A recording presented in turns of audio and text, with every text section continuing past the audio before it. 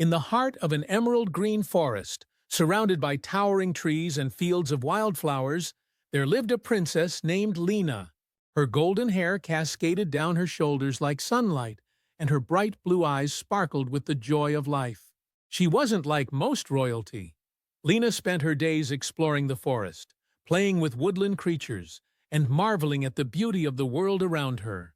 The animals adored her, not for her beauty, but for her kindness. Lina was known far and wide for her loving heart. She had no jewels, no magnificent gowns, only her simple dresses and a ribbon she always tied in her hair. Her happiness came from the camaraderie of her furry and feathered friends, and they never hesitated to return her affection. One bright morning, as the sun filtered through the trees, Lina spotted a shimmering blue butterfly dancing in the air. It fluttered near the edge of the forest, teasing her with its graceful movements. Laughing, Lina gave chase, her bare feet skimming over the mossy ground. Until suddenly she stumbled to a stop. The laughter died on her lips as a shadow stretched across the forest floor. A man emerged from the gloom. His face was hidden beneath the folds of a long black cloak, and his silence made the world around him seem colder. Before Lina could call for help, he seized her arm and whisked her away. The forest fell silent, as if holding its breath.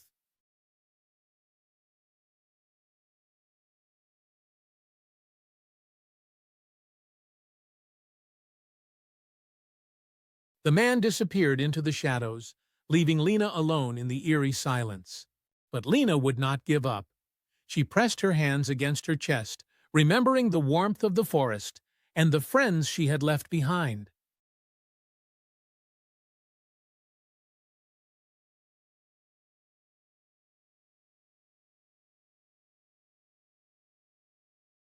Her resolve hardened as she explored the castle's eerie corridors and rooms. Fear gave way to determination. In the first room, she found a frightened mouse trembling in a shadowy corner. Its eyes reflected timidity, yet a glimmer of hope. Lina knelt and extended her hand, offering comfort and warmth amidst the gloom. "Don't be afraid," she whispered, kindness lacing her words. "I won't hurt you." With hesitation, the mouse scurried into her palm, finding solace in her touch. Grateful, it wriggled into a crevice in the wall and returned with a small, rusted key. Lina's eyes shone with hope as she clutched it tightly. Her first victory. The next locked door led Lina to a stairwell spiraling upward into dim light. In the turret's forgotten chamber, Lina discovered a colorful bird with shimmering wings trapped inside a cage. Its eyes begged for help, pained yet hopeful. Lina freed the bird, and it sang a melody so joyful it filled even the castle's cold halls with warmth.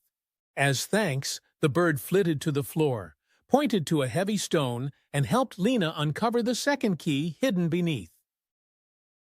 With 2 keys in hand, Lina descended into the dark basement. Her lantern swayed, casting flickering beams of light until she froze. There, in the shadows, she heard soft, pitiful cries. Following the sound, Lina found a small dragon, shrunken and frail, with wings damaged beyond repair.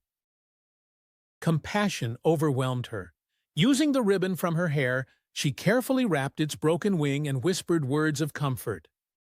Despite its pain, the dragon stood tall and gave her strength and courage.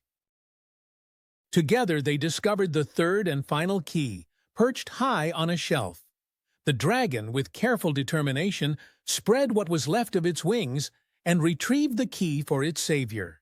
Now, armed with all 3 keys, Lina approached the largest door at the castle's center. Its massive frame loomed before her, a barrier between darkness and freedom.